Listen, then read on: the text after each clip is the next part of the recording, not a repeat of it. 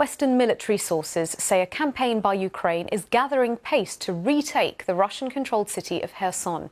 A key bridge into the city has been hit by Ukrainian forces. The city was the first in the war to fall to Moscow's troops.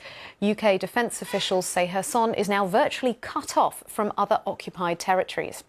Our diplomatic correspondent Paul Adams is in the capital, Kyiv, and has more now on the strategic significance for Ukraine.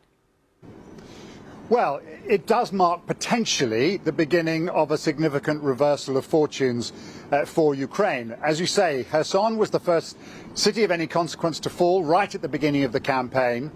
And it is also a place where the Russians have talked about conducting a referendum among the local population about joining Russia.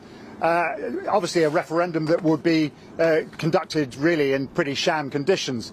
So for political and strategic reasons, it is an objective for the Ukrainian military. It is a place where the Ukrainians feel that they can begin to roll back Russian advances. Because of the way Kherson is located on the north side of the Dnipro River, connected to other parts of Russian-controlled territory by these key bridges, the Ukrainians feel that by destroying those bridges or damaging them beyond operation, they can isolate those Russian troops on that side of the river and ultimately retake the city.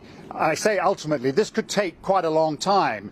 The Ukrainians are certainly showing the ability to cause damage to Russian logistics and supply routes and ammunition depots using their newly acquired Western equipment. What they haven't yet shown their ability to do is to retake significant areas of ground, and that would be the next stage of this. And if this proves as much of a turning point as it seems at this stage, do you think that we might see a shift in military tactics or an approach to negotiations as a result of this?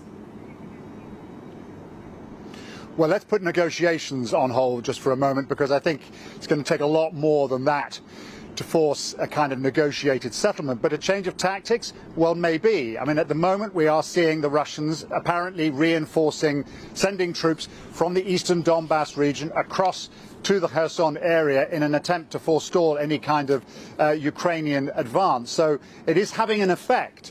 In the Donbass, meanwhile, Western officials believe that the Russian campaign there, which has been grinding forward for the last several months, has really reached a point at which it's not really progressing at all.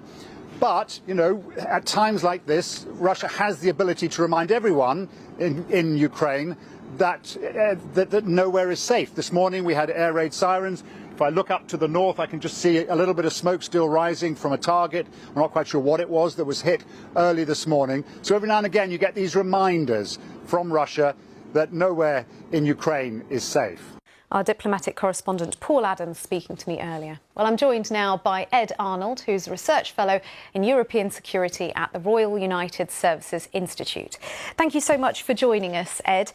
First of all, what do you think the key factors have been behind this turning point? Well, the key factor has really been the supply from the West of longer range rocket systems to Ukraine, which are more accurate. They have a range overmatch on Russian systems, and they're also able to maneuver, so they are more difficult to target by Russian artillery. And really what we're seeing is that the Ukrainians are starting to set the conditions for a large-scale counter-offensive around Kherson. Politically, that's important because Ukraine needs to show the West that it is able to use these systems and take back significant territory. And then militarily, taking back Kherson will mean that Odessa has some strategic depths. But it also means that the Russians don't have a foothold north of the Dnipro River, which means that they're pushed further to the east, which actually, from a defensive position, puts Ukraine in a much better place. Of course, it's early days, but how far do you think that the momentum of this might continue and we might see similar developments like this in other cities? Well, I think for now, the Ukrainians have to focus on Kherson. They've been fighting for a long time. Their troops in the east are very tired. They've been fighting very high intensity. So actually, Ukraine, although it has these new systems in terms of its infantry potential, it doesn't have a lot of experienced troops that are fresh to be able to take back this territory. And what we're seeing from the Ukrainians, they have to fight differently from the Russians. They can't just use a hammer to destroy population centers. These are Ukrainian cities, so they need to be very careful about how they go about it. And the strikes on the Antonivsky Bridge is exactly that. It's forcing the Russians to maneuver in certain ways, and it's also cutting off potential reinforcement or withdrawal routes for the Russians. So they're being very focused around how they're going to take back the cities, and it will be a model for what they might then have to replicate in the east further down the line. Now, I want to ask you about a comment, Ed. This is from the National Security Advisor, who made a speech, who said that the West risks entering a nuclear war because it's not talking enough to Russia and China. What do you make of that? Yes, so Stephen, the National Security Advisor, was giving a threat update, and essentially what his main point was that there is a risk of nuclear escalation and potentially war because the West collectively is not speaking to both Russia and China.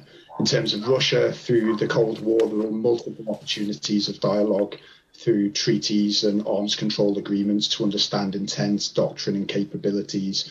But Russia's repeated violations of these have basically made those structures and systems for dialogue completely moribund. So it's very difficult to actually understand what Russia is trying to achieve. And then on China,